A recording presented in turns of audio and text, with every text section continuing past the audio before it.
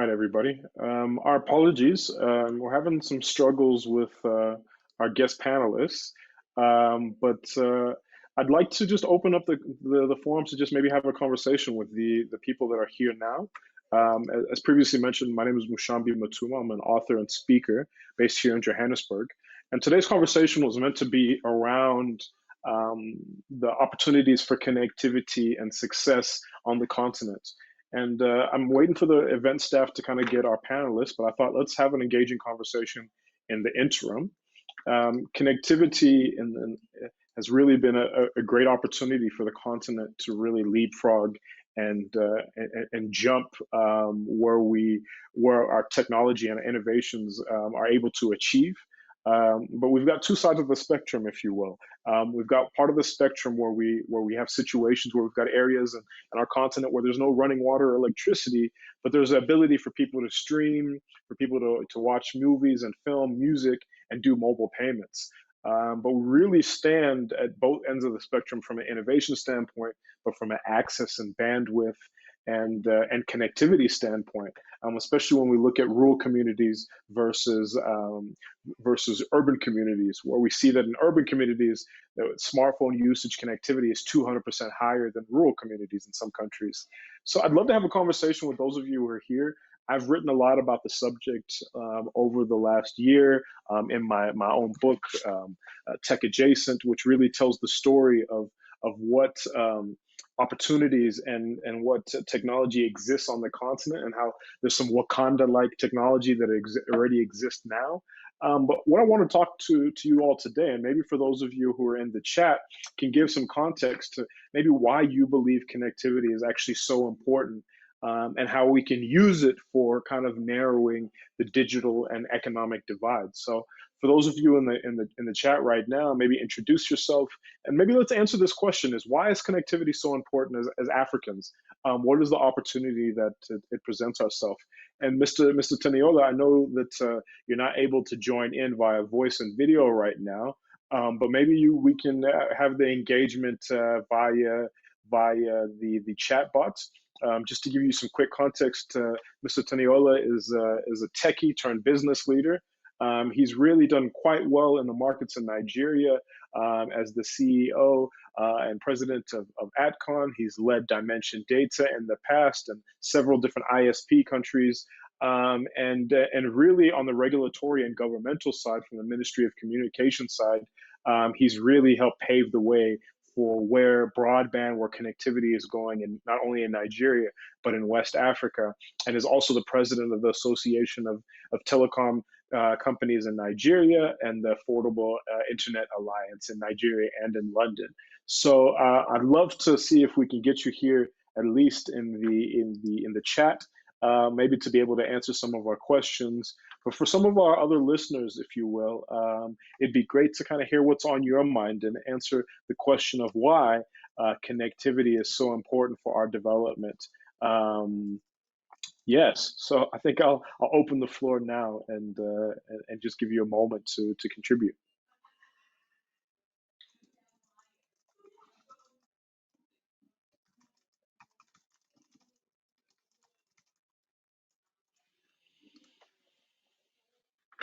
I think Mr. Teniola, we're still struggling to hear you. Here we go. Okay, great. Connectivity is critical for meaningful internet access. Great.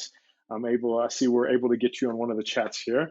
I hope I gave you a worthy introduction. So, sir, and I'll read out your answers as kind of you go, and I hope we can type fast. But kind of maybe in short, Mr. Teniola, is how do your respective businesses and interests contribute to kind of Africa's roadmap for success? You mentioned that connectivity is critical for meaningful internet access, but why do you think that's so crucial to us as Africans as a whole? I'll give you a moment there to answer, sir. So those of you just tuning in, we're going to continue this conversation via the chat and see if we can unpack this conversation as we deal with the technology, which sometimes fails us. He says he's able to answer any questions here on the chat, and thank you for the intro. I'll give him a few moments to chat his initial response to my questions as we continue today. Thank you, sir. I'm glad that as Africans, we've made a plan and figured out a way to still communicate.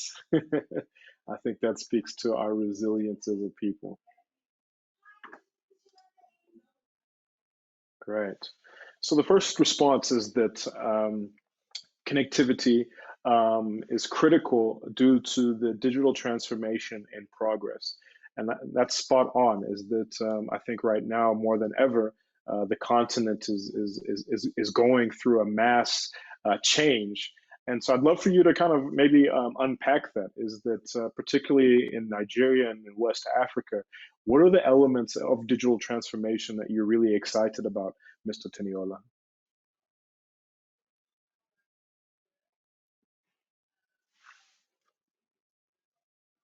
Those that are leading the way have digital strategy in place and a national broadband plan. That's very true. That many of our countries are now getting on the wave from a governmental and a policy standpoint, and hoping to scale with the rise and scale of things like CCOM and the like. That's great feedback there, sir. You'll know that for those of you listening, we're just waiting for some of our typed responses here. We're on a little bit of a delay, but we'll continue on. And if you've got any questions for Mr. Teniola as he figures out the technical side while he answers in the chat, please feel free to ask, and we'll facilitate. He's just been giving us feedback to some of the things that in the Nigerian and West Africa space that he's most excited about, and the transformation that he's been able to see.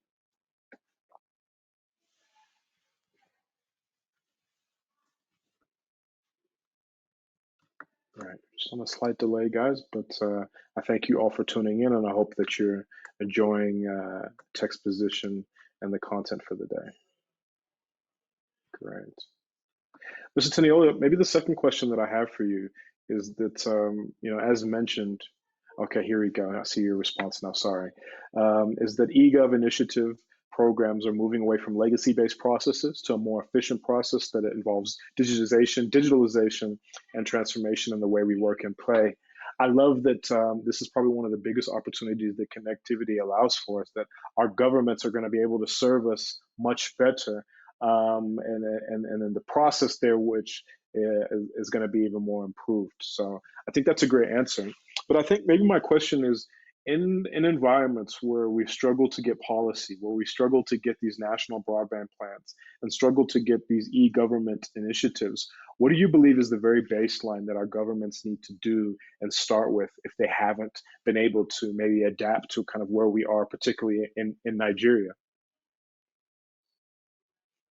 I'll give you a moment there to answer. But again, to anybody else, if you got questions or comments here in our next 8 minutes or so, we appreciate your feedback and thus far. I love this answer as well, is that connectivity is essential for youth employment. This is very true. I think right now the continent has the world's youngest population in the world. The second thing that we do is that by 2030, we'll have the second largest workforce in the world, right behind Asia.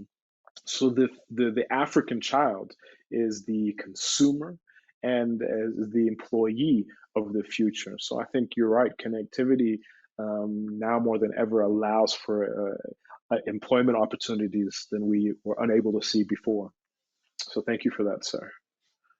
I know I've asked you a couple questions around what we need to do from a government standpoint and how we set this foundation. I'll give you a moment there to answer and for some of our other guests to comment. But thank you for figuring out a way to communicate with us, sir, and much appreciated. I'm just here scrolling to see if we've got any other questions or comments and respective polls. All right. We're just typing some answers here. We're on a little bit of a delay, but we figured out a nice way to communicate. Maybe the other question as you type, Mr. Teniola, is,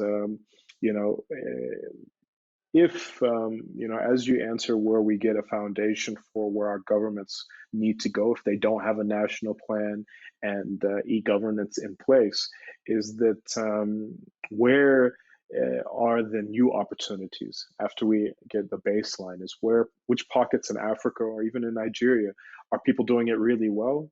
Are there pockets open for investment and for us for scale? Maybe you can give that some thought as you answer. And while you answer that, I think one of the things that I'll go back to is the value, I think, of connectivity. Mr. Teniola mentioned on the educational standpoint. I think connectivity also extends from a medical standpoint. Is from a smart devices, from a remote diagnostics element.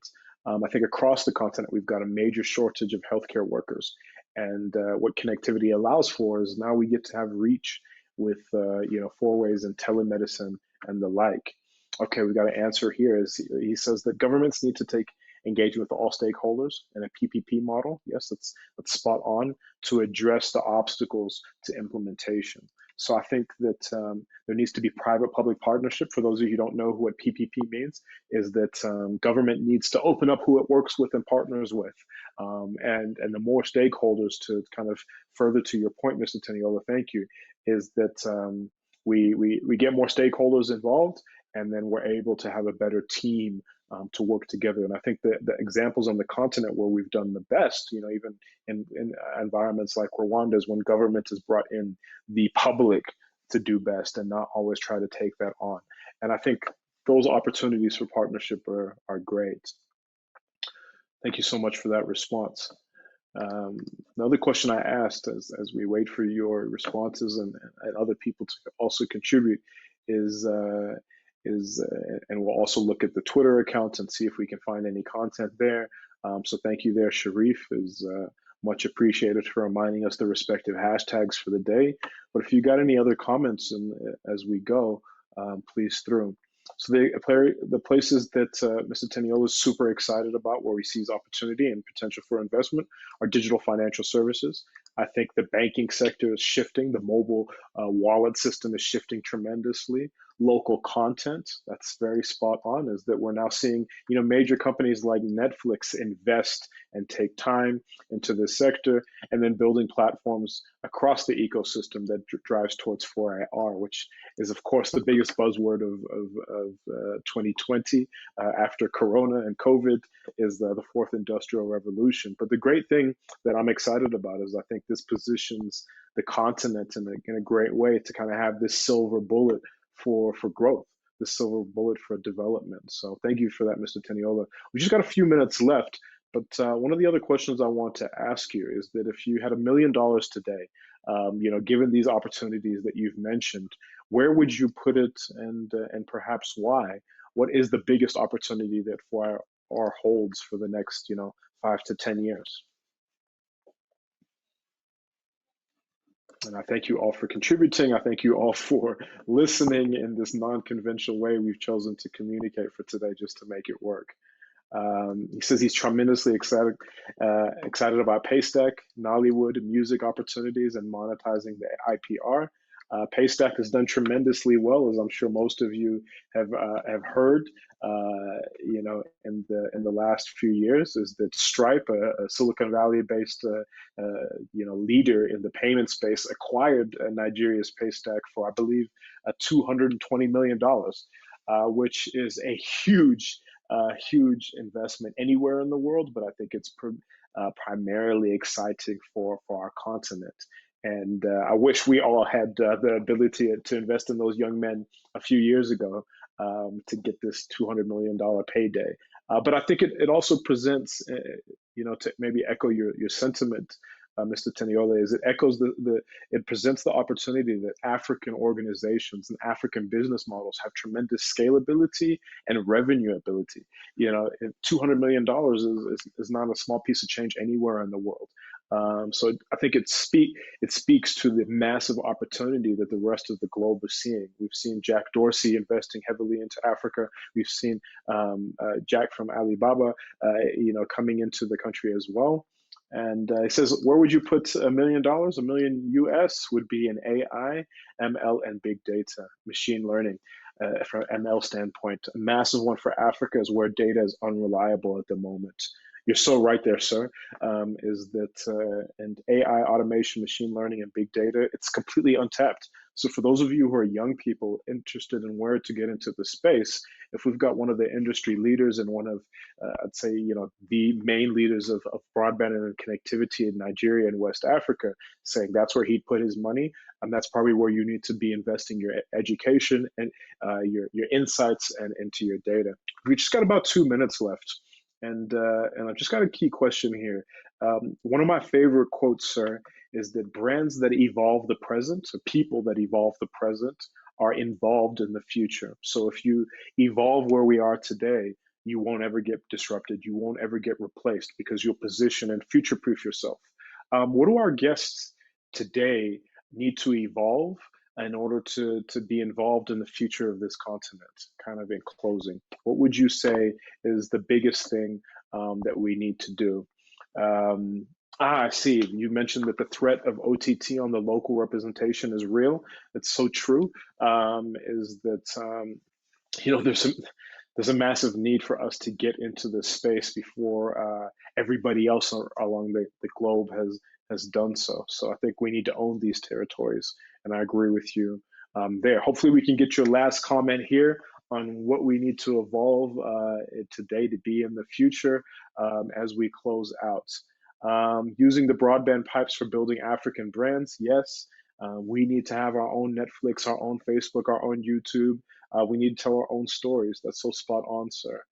We've just got about 30 seconds here. So while I wait for your last comment, I would like to thank Mr. Teniolo for using the technology that we had available today to keep this conversation going. And to the viewers who stuck out this entire period, thank you as well for kind of contributing to this conversation and listening in and making it work. It's been an absolute pleasure, and I hope you guys enjoy the rest of Texposition. Mr. Teniola, I look forward to connecting you offline. STEM,